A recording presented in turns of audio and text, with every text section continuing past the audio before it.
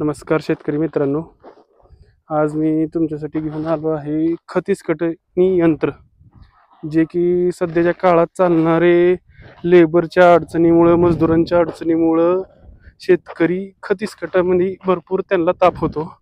त्यासाठी आपण आणलं आहे आता शेतामध्ये खतीज कटण्यासाठी खत विस्कटणी यंत्र।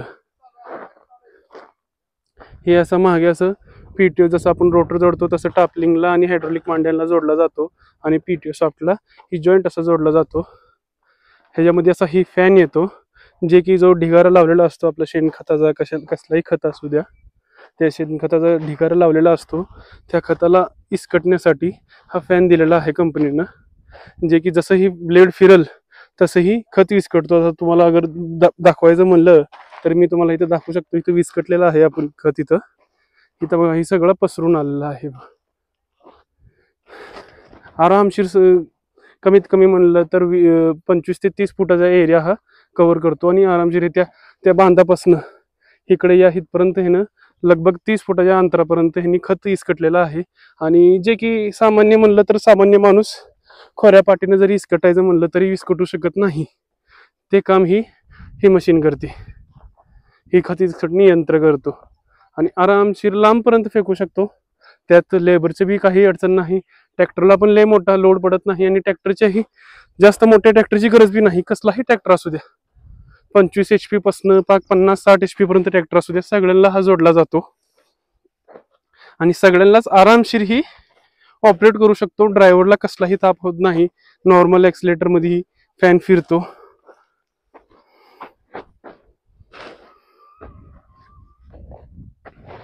हेवी मध्ये गिअरबॉक्स येतो, याला हा गिअरबॉक्स येतो। या गिअरबॉक्सला असं सिस्टीम दिलेलं आहे आपण की ह्याला तुम्ही पोस्ट होल डिगर, जे की होल मारायचं डांबर रवण्यासाठी जो बीट लावला जातो तो पण या गिअरबॉक्सला फिट होतो। ही ब्लेडची नट हे नट खोलले की त्या जागी बीट पण फिट होतो। 35 HP हा ट्रॅक्टर आहे, मेसी फर्ग्युसन 1035। आरामशीर ह्यानं खत इसकटलेलं आहे। पुढे लगभग एक एकरच्या आसपास रान आहे, कमीत कमी 25 ढिगारे होते। लेतले म्हणलं तर एक अर्ध्या तासात ह्यानं विस्कटलेलं आहे, अर्ध्या तासात एका एकराचं ह्यानं विस्कटून टाकलेलं आहे। आणि आता ही दुसऱ्या प्लॉटमध्ये ही आलेला आहे विस्कटण्यासाठी, सुपर काम करतो। आज लाईव्ह डेमो आपण घेतलेला आहे याचा आणि शेतकरी पण प्रसन्न आहे हे यंत्र बघून। थोडं मी तुम्हाला रिव्ह्यू दाखवतो। आता इथे एवढे शेतकरी आलेले आहेत ही यंत्राला बघण्यासाठी। आज आपण यांच्या शेतामध्ये खत इसकटण्यासाठी आलेलो आहे। आपलं नाव सांगा बरं। नामदेव रंगनाथ बाबर, गादेगाव येथे, तालुका पंढरपूर येथे आपण यांच्या रानामध्ये खत इसकटण्याचं लाईव्ह डेमो देण्यासाठी आलेलो आहे या यंत्राचं। हे यंत्र तुम्हाला कसं काय वाटलं खत इसकटण्यासाठी? तुम्ही जसं पद्धतीने खत विस्कटलं जाते, 100 फुटाची पट्टी आहे, सेंटरला जर ढीग टाकला असं इकडे 50-50 फूट अंतर जवळजवळ कव्हर होतं। म्हणजे आम्ही तर सांगतो 30 फुटाचा अंतर, पण या शेतकऱ्यांनी असे सांगितलेलं आहे की यांचं ही 100 फूट रुंदी प्लॉट आहे। ह्याच्या सेंटरमध्ये अगर तुम्ही ढिगारे लावत आला तर सरळ ट्रॅक्टर असं आणत गेलं तर दोन्ही बाजूला 50-50 फूट ही खत इसकटला जातो। म्हणजे 100 फुटाच्या प्लॉट मध्ये सेंटरमध्ये लावला की चारही बाजूला खत इसकटला जातो। आणि हे यंत्र तुम्हाला कसं काय वाटतंय? समसमान खत आणि ओला असल्यानंतर तर एक नंबर खत विस्कटलं जाते। थोडस म्हणजे थोडक्यात म्हणजे असं जर खत असेल तर जरा थोडस धुरळं वगैरे ही तुमचं आता आपण ही किती एकरचं रान होतं वरचं लॉट आपला ताई? ते अर्धा ते पाऊण एकरच्या आसपास आहे। किती वेळ लागला असेल आपल्या आता ह्याला खत इसकटायचं म्हणलं आपण? 15 ते 20 मिनिटांमध्ये खत विस्कटून झाले। म्हणजे अर्धा ते पाऊण एकर ती 15 ते 20 मिनिटांमध्ये आपण विस्कटलेलं आहे। कमीत कमी माझ्या हिशोबाने 25 एक आपण 15-20 ढिगारे लावले होते। भरपूर खत त्याच्यामध्ये सोडलेलं होतं। म्हणजे यांना माहित नसलं 4 टेलर खत होतं ते, पण ते जास्त झाल्यामुळे पूर्ण रानामध्ये भरपूर खत इसकटून झालेलं आहे। ओलं खत असलं तर छान पद्धतीने विस्कटलं जाते, वाळलेलं असलं तर जरा थोडस धुरळा वगैरे उठलं जाते, हवेमध्ये उडून जाते एवढं। अगर म्हणजे शेतकऱ्यांनी अगर ज्या दिवशी टाकला त्याच दिवशी विस्कटलं तर एक नंबर होते। म्हणजे त्याची वाट लागत नाही की म्हणजे वाळू द्यायचं, मग सुकल्यानंतर आपण खोऱ्या पाटीने टाकायची गरज नाही पडत। म्हणजे ज्या दिवशी रानात ज्या दिवशी आपल्याला खोऱ्या पाटीने टाकायचं म्हटलं की वाळलेलं पाहिजे, मशीन म्हटलं तर ओला असलं तरी सुद्धा चालतंय। आता तुम्ही ही यंत्र पाहून बाकीच्या शेतकऱ्यांना काय म्हणायचं म्हणताय की ही वस्तू कशी काय घेतली पाहिजे का कसं सामान्य शेतकऱ्याला ही बजेट फ्रेंडली आहे का म्हणजे त्या मानानं ही वस्तू किमतीनुसार कशी वस्तू आहे? तुम्हाला सांगू वेळेला लेबरच भेटत नाही मेन म्हणजे लेबर न भेटल्यामुळं थोडक्या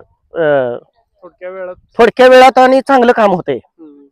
लेबरचीच अडचण मेन म्हणजे आता एक ढीग इस्कटाचं म्हणलं एक टेलर तर 500-600 रुपये अमाऊंट अक्वायर केली जाते.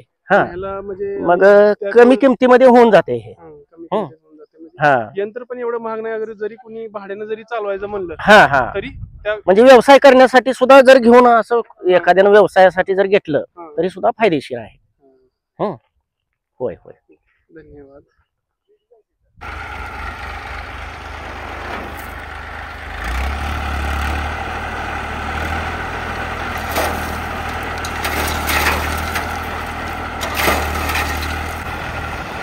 चांगल्या पद्धतीनं आता ही विस्कटणं चालू आहे आणि आरामशीर लांबपर्यंत ही विस्कटला जातोय. खत जेवढा पण जो खत आहे आरामशीर विस्कटला जातो. बारीक सारीक खडी जरी असली तरी कसलीही अडचण येत नाही या फॅनसाठी. फुल हेवीमध्ये या मशीनचा हा फॅन आहे. तुम्ही आता ही पाहू शकता चांगल्या प्रकारे ही खत जेवढा पण आहे ढिगारा विस्कटला गेलेला आहे आणि चारी बाजूने हा विस्कटलेला गेला आहे. तुम्ही साईडला बघू शकता. शेतकऱ्यांनी ह्याच्यामध्ये दक्षता घ्यायची म्हणजे म्हणलं तर फक्त एवढंच ध्यान ठेवायचं आहे. जो आपण हे ढिगारे लावतोय जे JCBनं डंपिंग भरून मग आणतोय आपण रानात ढिगार लावतो त्या ढिगाऱ्यामध्ये मोठे दगडाची फक्त आपल्याला दक्षता घ्यायला लागेल. बारीक सारीक जर दगड असला तरी चालू शकतो, काय अडचण येत नाही. फक्त मोठ्या दगडांची दक्षता शेतकऱ्याला घ्यायला लागेल कारण की एखाद्या वेळेस चुकून लागू नये ब्लेडला. तुम्ही आता पाहू शकता ह्याच्यामध्ये आता मी ट्रॅक्टरपासून कमीत कमी म्हणलं तर 30 ते 40 फूट लांब उभा आहे तरीही माझ्यापर्यंत हे जे खताचे हे जे खडे आहेत ते येत आहे. आणि तसं बघायला गेलं तर हा सगळा जो रान आहे हा रानाचा जो प्लॉट आहे हा नांगरलेला आहे. नांगरायच्या आधी जो प्लेन रान असतो त्याच्यामध्ये तर एक नंबर विस्कटला जातो. तरीही नांगरल्या रानात पण या अवजाराने या यंत्राने एक नंबर विस्कटलेला आहे बघा. तरी एवढं विस्कटून पण ह्या कंपनीनं जो या यंत्र आहे ह्याच्यामध्ये सगळे जे ब्लेड आहेत जे चारी ब्लेड आहेत हे पाट्याचे ब्लेड ट्रकाच्या पाट्याचे ब्लेड आहेत. हे कधीही बेंड होणार नाही आणि सपोर्टला अँगल जाडमध्ये अँगल पण लावलेला आहे.